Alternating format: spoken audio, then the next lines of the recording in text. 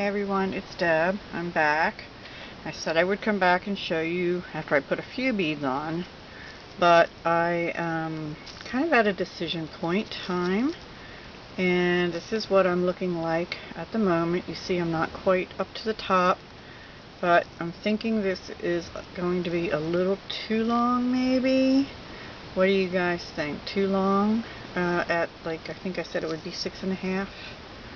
Let me see. Let's move this up a little bit and we will look. Let's see, we'll start here at 9 and it goes almost 7 inches long. Yeah, so like 6 3/4. I don't know. What do you think so far?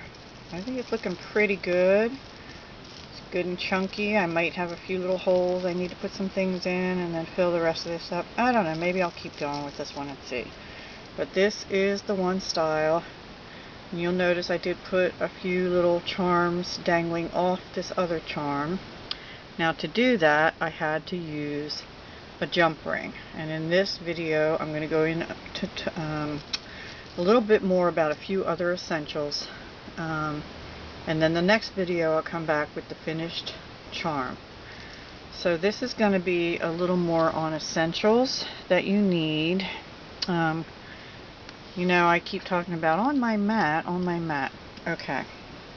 One thing you should have is something to lay your little beady beads on, because if you don't, they will roll all over the place. Like this will just roll if I put it on my pretty pink cutting mat, for example. So, you can get these reasonably priced. They're like a piece of foam. Or honestly, if you're just starting, get a dish towel, a clean dish towel, and lay it down and work on that. Something that will stop the beads from rolling around, and that's all you need to start with. So a bead mat of some kind is a good idea for basic beading. If you decide to go into bead weaving or something like that, you can invest in a fancy, a fancy schmancy bead board or something, like I did. And I probably got this several years ago. This is one that was made by Bead On It, and I know that's gonna probably run feathers up and down somebody's spine, but you can see it says Bead On It board. I do know Ruby Lockwood makes a beading board as well, and I do know there have been legal things going on. I don't know if they're resolved or not, but this I had purchased as a result of watching Jill Wiseman, actually, who I took a class from at one point, and I really like her. Anyway, she had recommended this board, and I do like this board because I can sit on my lap. The little tiny seed beads get caught down in here instead of rolling on the floor, which is really important to me because I have kitty cat and I don't want kitty cat getting you know, beads rolling all over, especially, or eating them, especially little tiny ones. So that's a fancy board. You do not need this for basic beading. I'm just letting you know that. These are expensive, guys. You do not need that to start. You just need a dish towel, or I think they have smaller ones of these, and they come in a 2 or 3 pack at Michael's or the craft stores, and they're a couple bucks. They're fine, and they work just fine, and I actually like them because they're portable. You know, you can roll them up as long as you put your beads back in bags and stuff and pin them or something. If you're going to be doing more than charms eventually, like you want to do stringing, a bead board is a good idea. I'm going to lift this up a little bit. This is a bead-along one. I have several different sizes. You know, ignore me. But it's a thing that you can use to design bracelets and necklaces. And it's got measurements on the outer edges, so you can do a 3-strand necklace, or you can do a bracelet. It has places to put your beads or your findings in. These are very nice for designing necklaces, bead necklaces, and bracelets and things. So that's one kind you could get.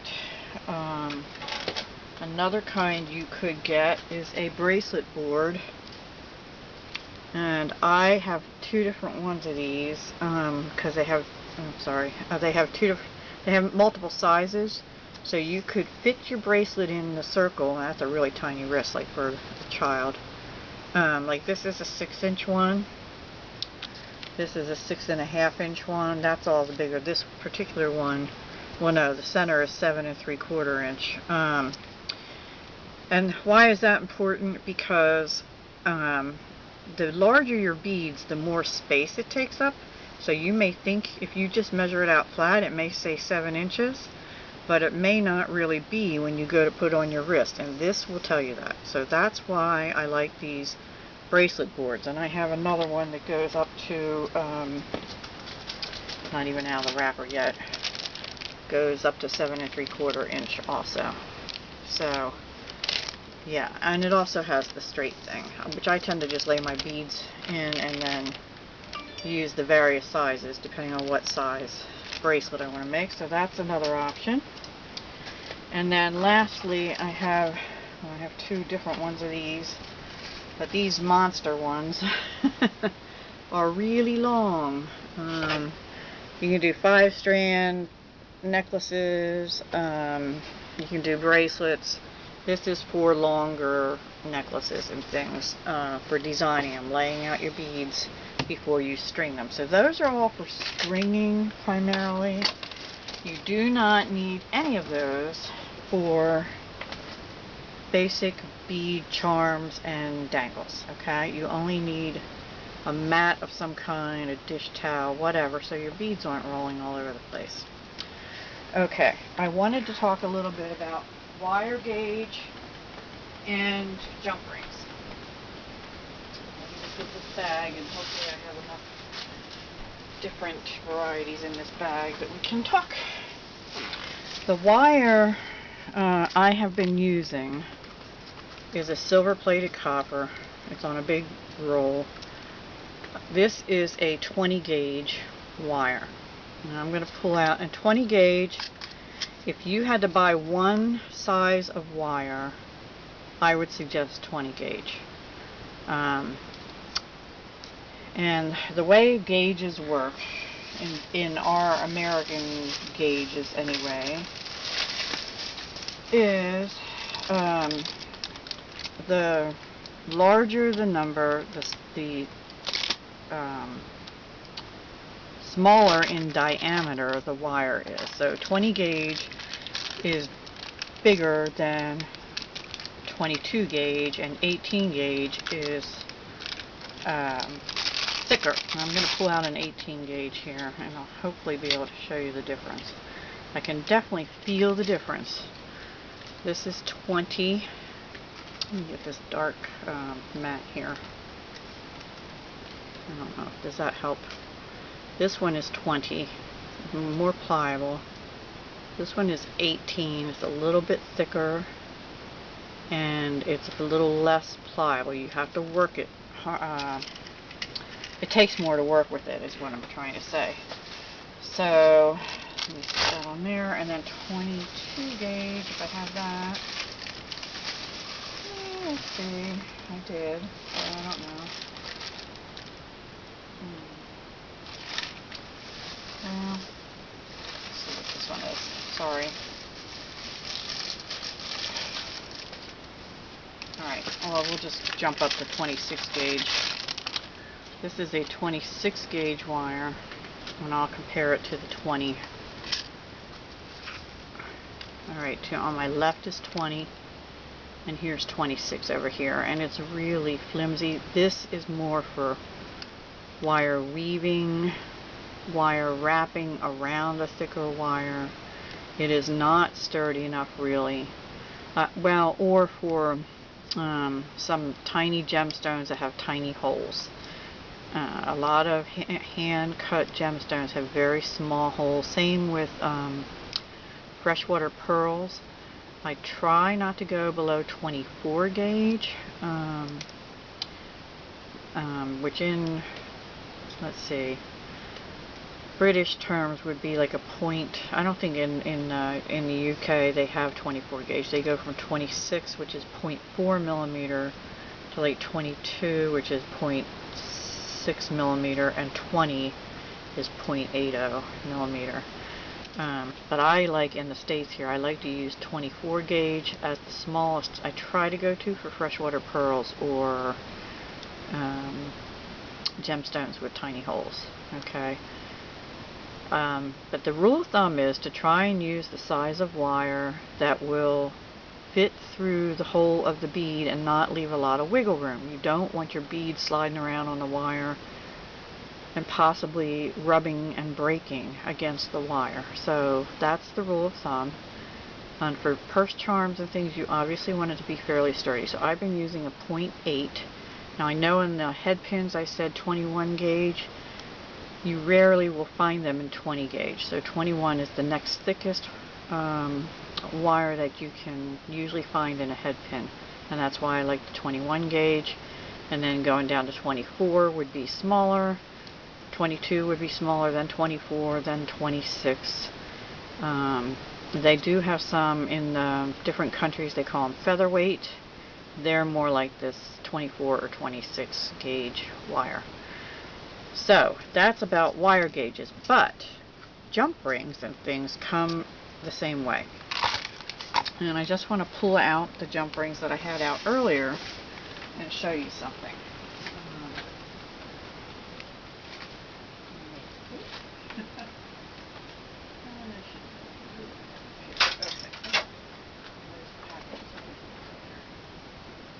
Okay, so I knock everything down.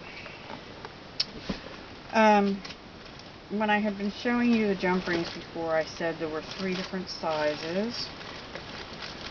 There you go. I think these are them. But I didn't tell you about diameters. So, and because I don't think these stated the diameters. So let me get them out. This is the 5 millimeter.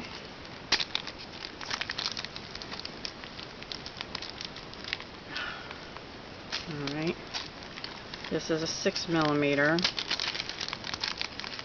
My kitty has come to join us again. Just lay that over there. And this is the 7 millimeter. And I'm hoping you can see. 5 millimeter, 6 millimeter, 7 millimeter. So you see they progressively get larger.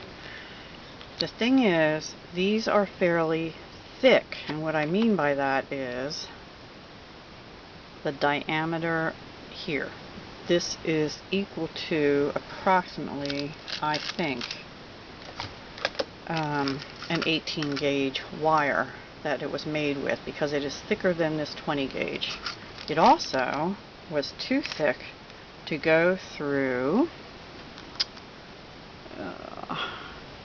these little charms. I tried opening these jump rings. They would not fit through those little openings because the wire used was too thick. So I had to look for other jump rings, and let me just find these. I have several different kinds.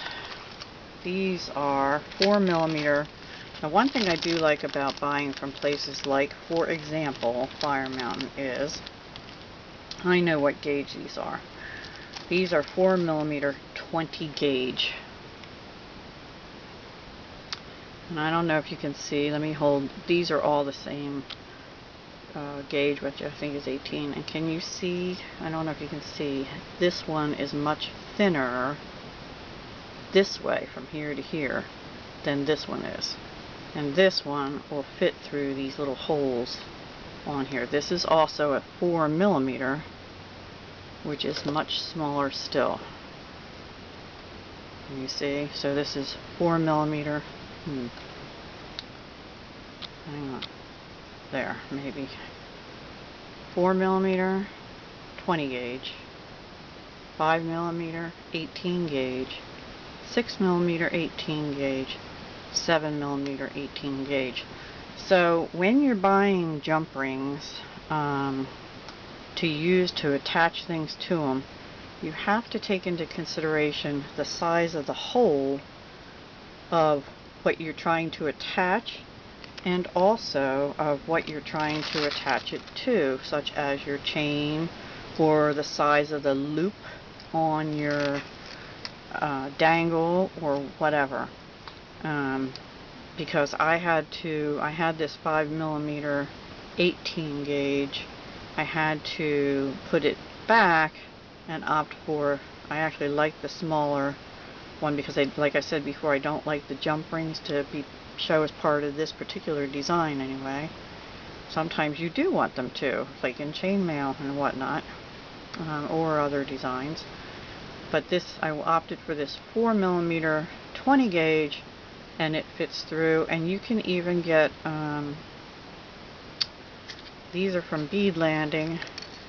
Oops, I just think I dropped one. These are also 4mm, see it says on the package. That's the diameter around, the outer diameter. And this is 144 pieces, and these are also thin. These might be 20 gauge. See, they don't really tell you. They might even be thinner. I think they're actually thinner. So if I hold them up, they're also a little bit darker in color. So this is the Bead Landing one. This is the Fire Mountain 20 gauge one. So I'm thinking this might even be 22 gauge. Because it seems to be a little lower down, less thick. But you need that in some cases as well. So that is this lesson on jump rings and wire gauges. I will do more on that, or repeatedly drive that home. I'll try and put a chart up on here at some point. I know I have one probably on my bulletin board or somewhere in this room. So I'll be happy to share that with you on wire gauges, and I'll talk more about it if I continue to do these tutorials, because I'm enjoying them, but I'm finding them hard, and I feel like I'm not being how am I going to put organized in my thoughts here. So that's it for now. I will come back with the finished bead dangle purse charm. And the next one I do will be another purse charm, but I'll do it in more like a charm bracelet, and we will use jump rings, and I'll show you how to do that in more detail. But for today, this will probably be the last video. The next one will just show the finished charm, and then I have to stop and get some other crafty work done, and maybe next week I'll do the other purse charm. Okay? Thanks. Bye.